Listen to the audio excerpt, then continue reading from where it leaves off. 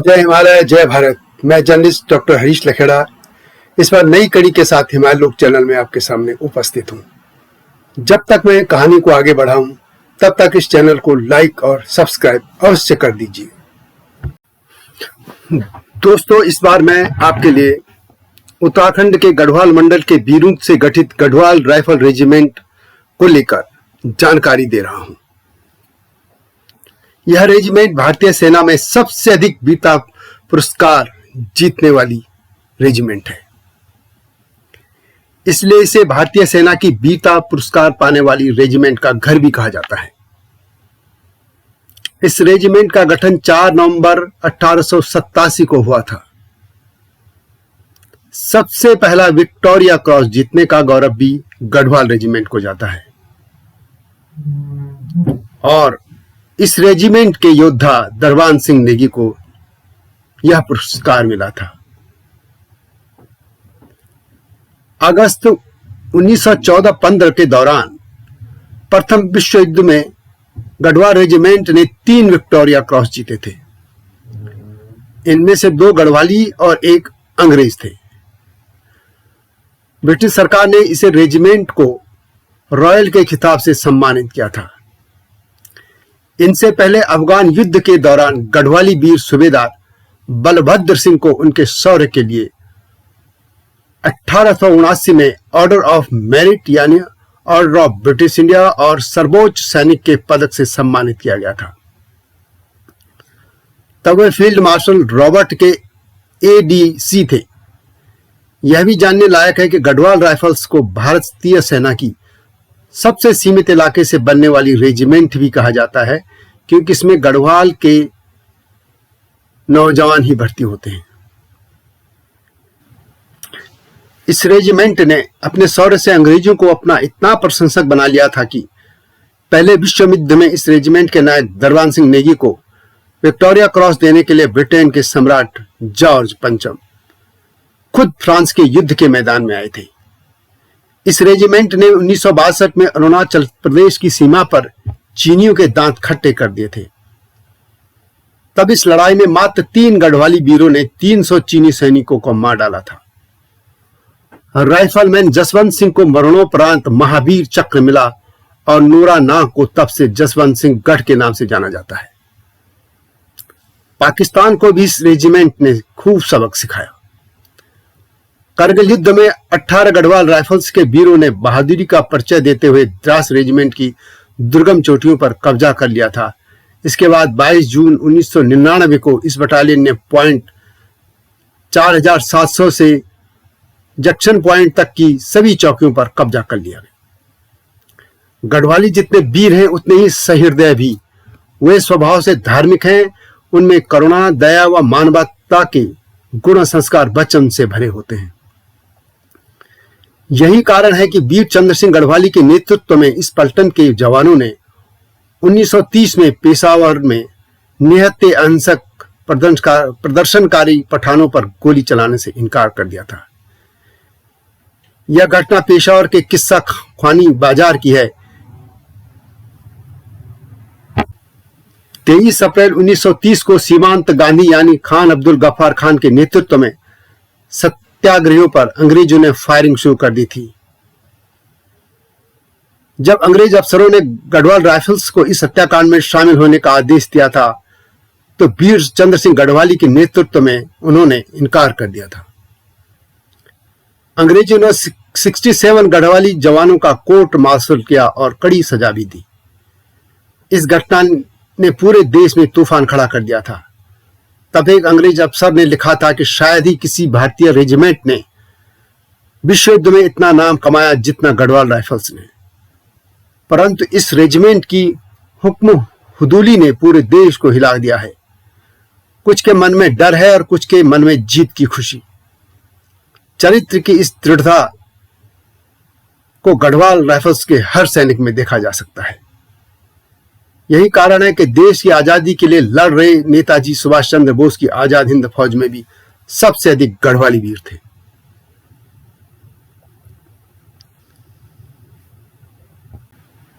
गढ़वालियों को अंग्रेजों ने मार्शल कौम माना था। गढ़देश में सैनिक सेवा की परंपरा सदियों से पुरानी है।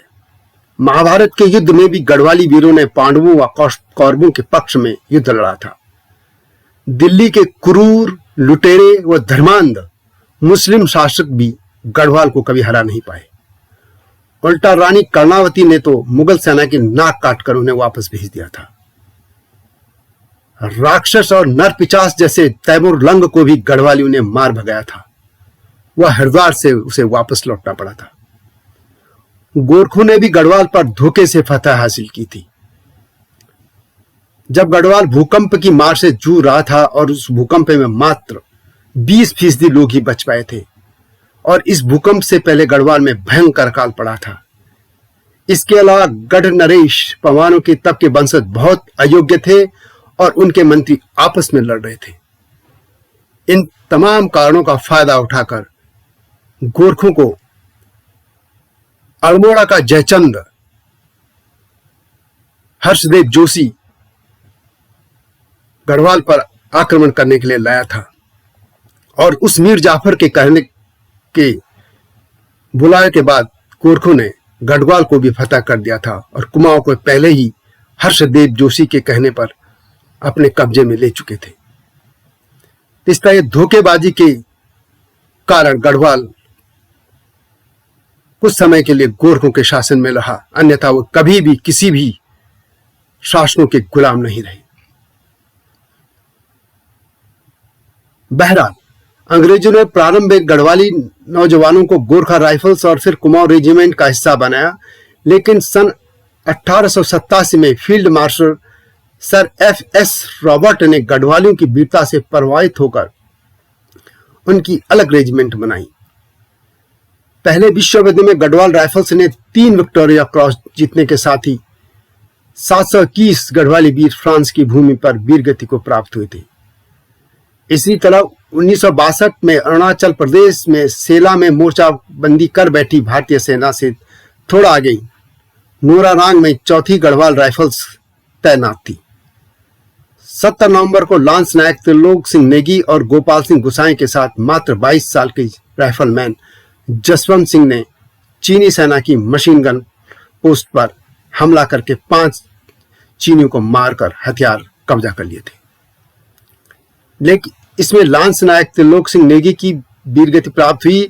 इसके बाद घमासान लड़ाई में राइफलमैन जसवंत सिंह ने अकेले ही चीनी सेना के कई हमले नाकाम किए और 300 से ज्यादा चीनी सैनिकों को मार डाला था। चीनी सैनिक जसवंत सिंह का सिर काटकर अपने साथ ले गए, लेकिन उनके कमांडर अफसर ने इस बहादुर से प्रभावित होकर उनका सिर वापस सौंप दिया था। राइफलमैन जसवंत सिंह को मरणोपरांत महावीर चक्र मिला और नोरागढ़ को तब से जसवंत सिंह गढ़ के नाम से जाना जाता है। जसवंत सिंह को मरणोपरांत भी रिटायर नहीं किया गया और उन्हें समय समय पर प्रमोशन दिए जाते रहे। वे मेजर जनरल के पद तक पहुंचे थे। तब 4थी गढ़वाल राइफल्स को बैटल ऑनर नोरानांग दिया गया था, और जो उस युद्ध में अरुणाचल में भारतीय सेना को मिला इकलौता बैटल ऑनर था। कहा जाता है कि यदि अन्य पोस्ट पर भी इसी बहादुरी का परिचय दिया जाता तो चीन को हर मोर्चे से भागना पड़ता। बहरहाल 1887 में गठन के बाद कालू डांडा को गढ़वाल रेजिमेंट का मुख्यालय बनाया गया। कालू डांडा यानी काला पहाड़। बाद में इसका नाम 1890 में तत्कालीन वायसरॉय के नाम पर लैंसडाउन कर दिया गया। गढ़वाल राइफल्स का युद्ध घोष है बद्री विशाल लाल की जय, जबकि विजय मंत्र है युद्ध कृत निश्चय, जो कि श्रीमद् भगवत गीता से लिया गया है।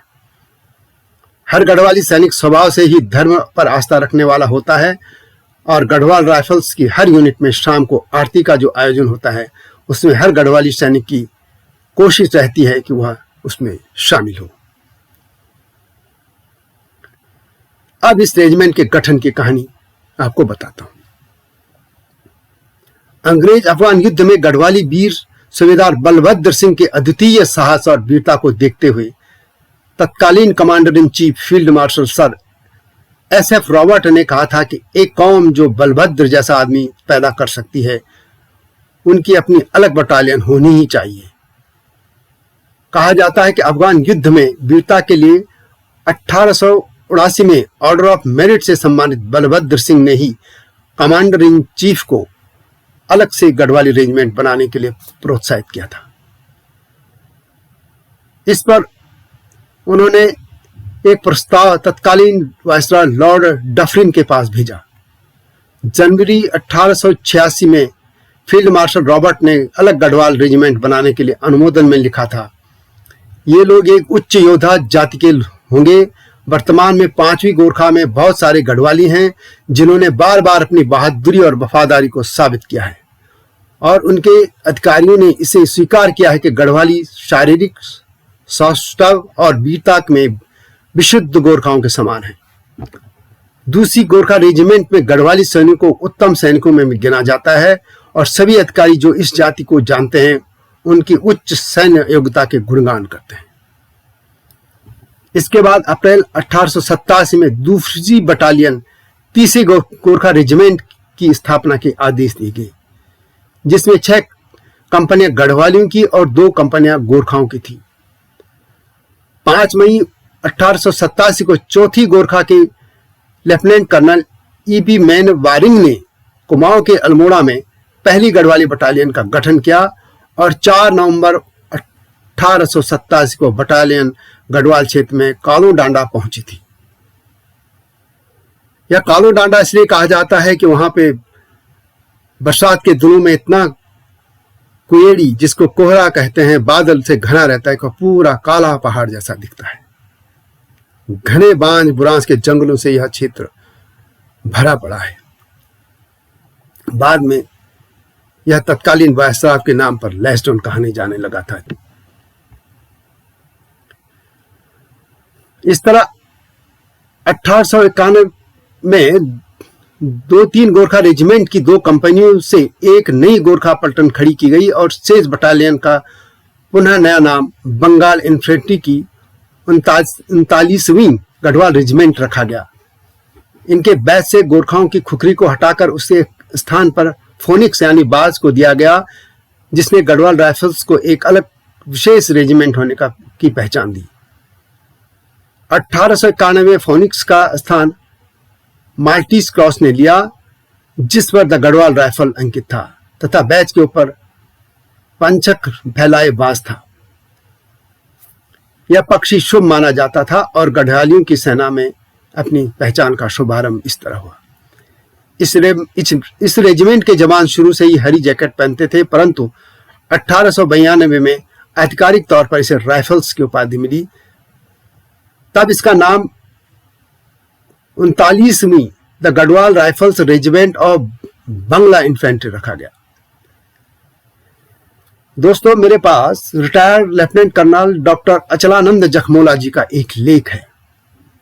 इसमें कर्नल साहब लिखते हैं कि गढ़वाली, कुमाऊनी और गोरखा कंपनी में थोड़ा बहुत हेरफेर करने के पश्चात एक शुद्ध रूप से गढ़वाली पलटन बनाई गई, जिसका नाम 39वीं Garhwal regiment of the infantry रखा गया।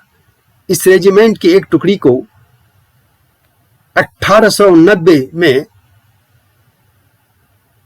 70,000 फीट की ऊंचाई पर नीति घाटी में भेजा गया, जहां इन्होंने बहुत लगन, दिलेरी एवं कर्तव्यनिष्ठता से काम किया, जिनके लिए इनको तत्कालीन जंगी लॉर्ड ने प्रशंसा पत्र दिए थे।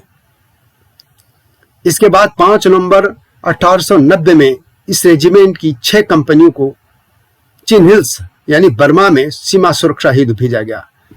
विपरीत परिस्थितियों में भी असाधारण शौर्य एवं साहस दिखाने के लिए प्रत्येक सिपाही को बर्मा मेडल एवं चिन हिल्स मेडल दिए गए। इस लड़ाई में 44 गढ़वाली चिन हिल्स मेडल दिए गए थे और 44 गढ़वाली सिपाही शहीद भी हुए थे। इस सफलता के बाद 1892 में रेजिमेंट को सम्मानजनक राइफल्स की उपाधि प्रदान की गई।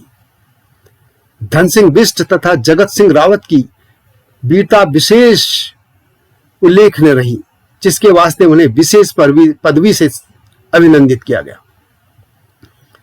इसी तरह 1897 में सीमांत विद्रोह में सीमांत प्रदेश के विद्रोही कबीलों का सफलतापूर्वक दमन करके इस रेजिमेंट को पंजाब फ्रंटियर तथा हिस्सा लेने वाले सिपाहियों को टीरी मेडल दिए गए। इसके बाद अपनी प्रतिभा, पराक्रम तथा युद्ध कौशल दिखाने के कारण गढ़वाली पलटनों का सैन्य स्वरूप फल फूल कर पुनर्गठित होने लगा। कुछ फेर बदल करने के पश्चात 1901 में गढ़वालियों की दूसरी बटालियन 29वीं Garhwali rifles of Bengal infantry के नाम से खड़ी की गई। उल्लेखनीय है कि 1901 में गोरखाओं के अलावा और किसी को भी एक से अधिक रेजिमेंट नहीं थी। गढ़वाली शूरवीरों को सम्मान स्वरूप सन 1901 में सम्राट एडवर्ड के राज्याभिषेक समारोह में भाग लेने के आमंत्रित किया गया था। सन 1905 और 1906 में गढ़वालियों की दोनों बटालियों ने चितरसाल के युद्ध में अपने साहस और वीरता का अच्छा परिचय दिया है, जिससे प्रसन्न होकर 1911 में सम्राट जॉर्ज पंचम के दिल्ली दरबार में प्रतिनिधित्व करने का सौभाग्य इनको मिला। दोस्तों, इससे पूर्व 1907 में टिहरी नरेश कीर्तिशाह के शासन में टिहरी इंपीरियल सफरमैन पलटन की स्थापना की गई थी। तब तक गढ़वाल ब्रिगेड भी बन गई थी। इस समय गढ़वाली सैनिकों की गिनती दुनिया के सर्वश्रेष्ठ साहसी व पराक्रमी योद्धाओं में होने लगी थी। गढ़वालियों को मार्शल रेस में भी शामिल कर लिया गया था। इस सम्मान के मिलने से हर स्वस्थ, तंदुरुस्त, हृष्ट-पुष्ट गढ़वाली जवान पलटन में भर्ती होना अपना सम्मान समझने लग गया था। लेफ्टिनेंट कर्नल जखमोला आगे लिखते हैं कि गढ़वालियों की युद्ध क्षमता की असल परीक्षा प्रथम विश्व युद्ध में हुई, जब गढ़वाली ब्रिगेड ने न्यू सैपल पर बहुत विपरीत परिस्थितियों में हमला कर जर्मन सैनिकों को खदेड़ दिया था। 10 मार्च 1915 के इस घमासान युद्ध में सिपाही गब्बर सिंह नेगी ने अकेले एक महत्वपूर्ण निर्णायक और सफल भूमिका निभाई थी। गब्बर सिंह नेगी ने कई जर्मन सैनिकों के खंदक में सफाया कर खुद भी वे वीरगति को प्राप्त हुए थे। उत्कृष्ट सैन्य सेवा हेतु उन्हें उस समय के सर्वोच्च वीरता पुरस्कार विक्टोरिया क्रॉस से मरणोपरांत सम्मानित किया गया। इसी युद्ध में फेस्टवर्ड की भयंकर लड़ाई हुई, जहां जर्मन सेना ने मित्र राष्ट्र के कई महत्वपूर्ण ठिकानों पर कब्जा कर लिया था।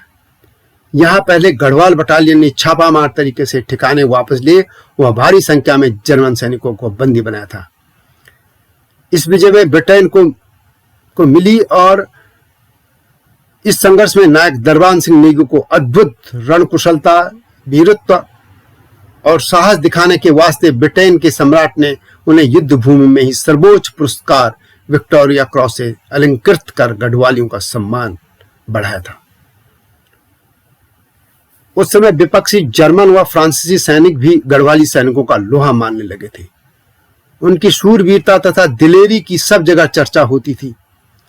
सन 1970 में पुनर्गठित व नई भर्ती के बाद गढ़वाल रेजिमेंट फिर तुर्की के विरुद्ध कुर्दिश पहाड़ियों की घमासान लड़ाई में भेजी गई, जहां कठिन परिस्थितियों में भी उन्होंने आश्चर्यजनक सफलता प्राप्त की और इस दौरान लैंसडाउन में और भर्तियां होती रही। गढ़वाली नौजवान गढ़वाल राइफल्स का हिस्सा बनते रहे और देश की सेवा करते रहे। सन 1916 और 1918 के बीच तीसरी और चौथी बटालियन भी खड़ी हो गई। इन दोनों बटालियन ने अफगान युद्ध में विशेष वीरता का प्रदर्शन किया।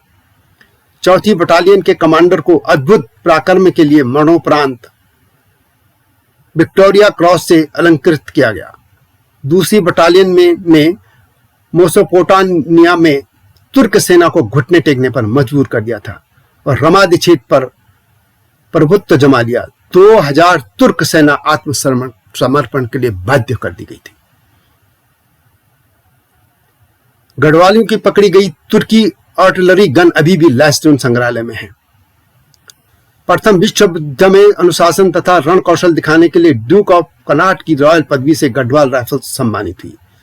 तब विशेष भूमिका की स्मृति में सन 1923 में गढ़वाली सैनिकों की एक कांस्य प्रतिमा लैंसडाउन परेड ग्राउंड में सम्मान स्वरूप स्थापित की गई, जो आज भी वहां है।